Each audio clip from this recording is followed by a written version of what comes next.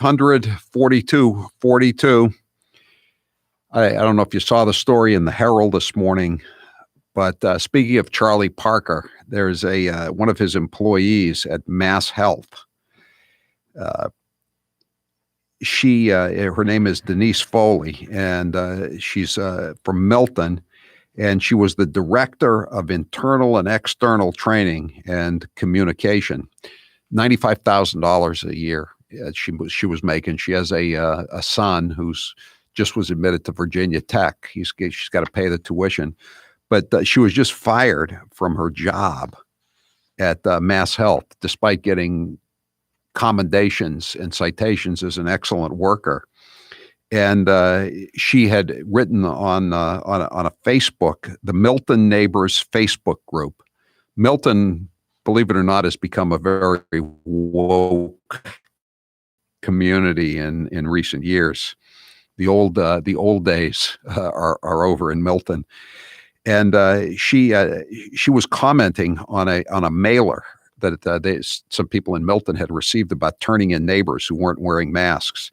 And she wrote in the comment section, "How dare anyone try to take away my rights? I have the right not to wear a mask if I don't want to. If you have a problem, if that's a problem for you or anyone else, report me." And her comments were sent anonymously to her bosses at Mass Health. Anonymously. She was placed on a paid administrative leave and then terminated last month. It's just an outrageous story. I mean, where are her First Amendment rights? Free speech. I told her yesterday, where are your Sixth Amendment rights? That's the right to confront your accuser. She had none of that. She was just fired. And Mass Health has no comment. Joining us now on the line is Denise Foley. Thanks for being with us, Denise. Howie, thank you for having me on. So, I mean, how did this happen? I don't understand how you have no First Amendment rights. Everybody else in the world, I mean, if you took part, Charlie Baker basically says, you can riot at your, at will, and that's a First Amendment right of assembly. But you can't comment on a Facebook page that you have the right not to wear a mask without being fired. I don't get it. I don't get it either. And, as I explained, my issue was with people being encouraged to call the police on their neighbors for not wearing masks. To me, that is wrong. And, it's not something that people should be encouraged to do. And is it really a good use of our police resources? I had to say something about it. And as far as my First Amendment rights, I should be entitled to make those comments without fear of losing my job. Now, we talked about this off air yesterday. Is the problem that you just had your employer listed on your own Facebook page that kind of gave them the incentive to say that you were going against the official policy of the Commonwealth of Massachusetts and to report you? Would you have had a problem if you hadn't had your employer listed on the Facebook page? I would say probably not. If I had not listed my employment information on my Facebook profile, then there would have been no anonymous complaint made. So, yes, that would be the case. Yeah, so you weren't in a union or anything like that? No, I was a member of management, so I was not in the union. So you had no way to grieve this firing, and there were no kind of hearings or anything like this. I mean, think about the state police that we write about in the Herald all the time. I mean, these guys commit all kinds of crimes and then go out with huge pensions because they have all these union protections, and they claim post-traumatic stress disorder and all this. And yet you get fired for just saying something that you would have said on a normal day to anybody you ran into on the street. That's right. And I was not given the opportunity to speak on my own behalf. I was called into a meeting and on December 21st and told that there was a complaint filed on a Facebook post on my social media activities. They showed me the post and asked if I had any comment. And I said, well, I said what I said, that I think it's wrong for people to be calling the police on their neighbors for not wearing masks. That's what I said.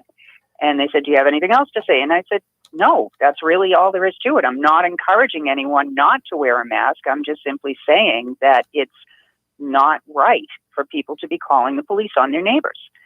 And then I didn't hear anything. I was not contacted. I tried reaching out, asking what the status of things were, what the process was, and all I got was it was under review.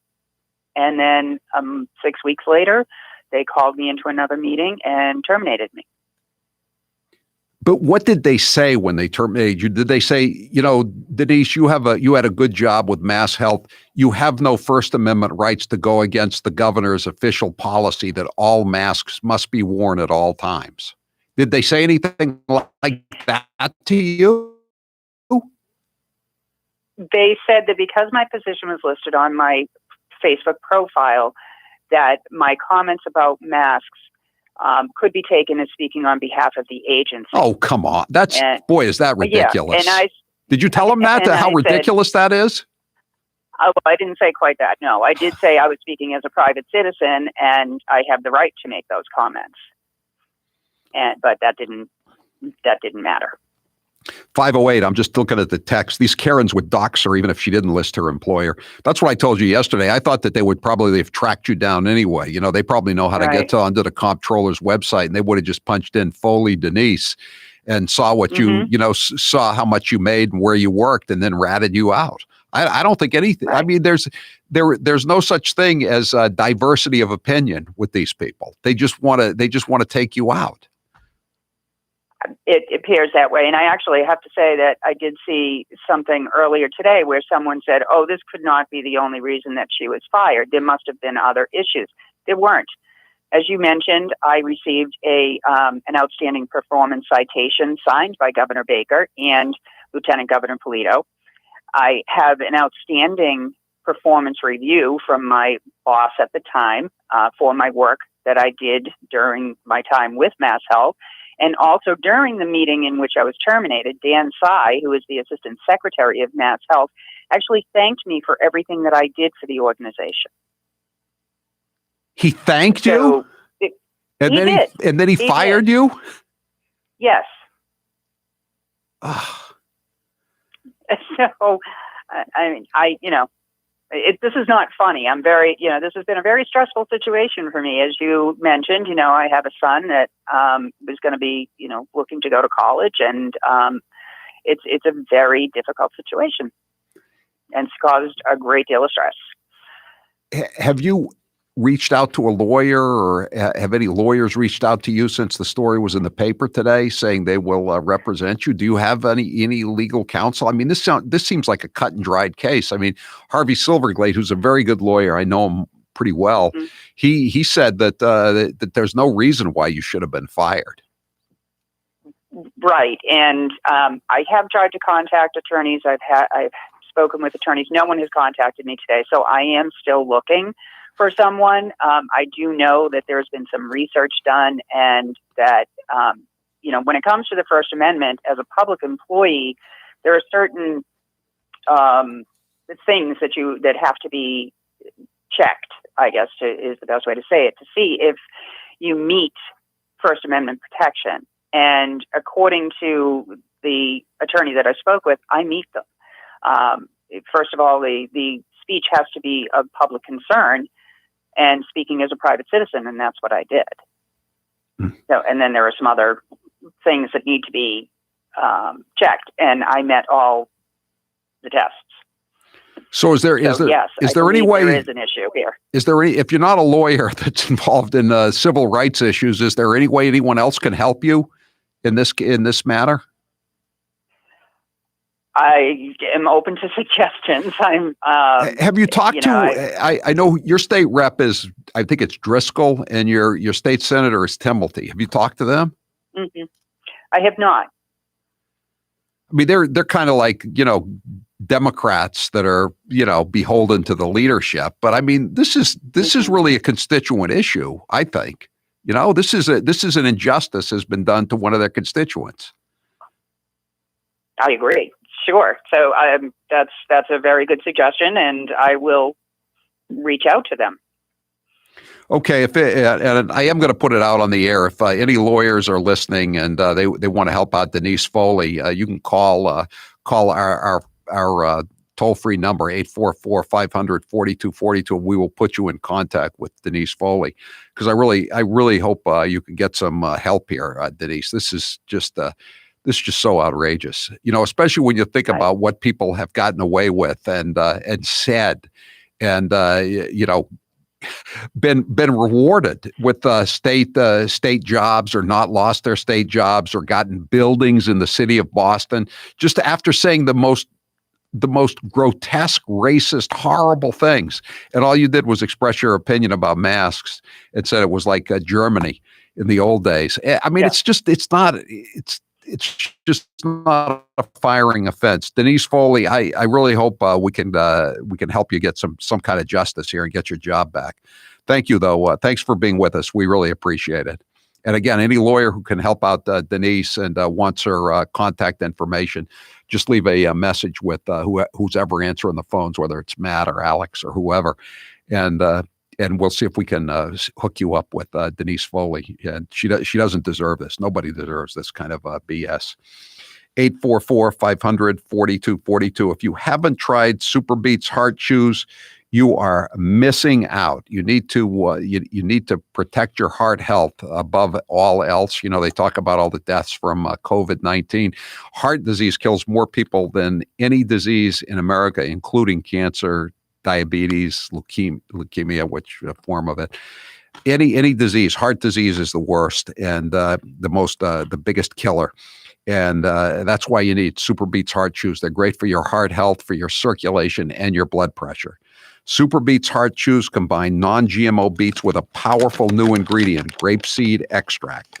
The grapeseed extract used in Super Beats Chews has been clinically shown to be twice as effective at supporting normal blood pressure as a healthy lifestyle alone. Better blood pressure means more energy the way nature intended, without the jittery caffeine or stimulants. Now you can take just 2 delicious chews a day, anytime, anywhere, to get the blood pressure support you need and the energy you want. I take one before I go out on my bike ride, and then I take one during the show here. I'm going to take one as soon as I finish doing this spot.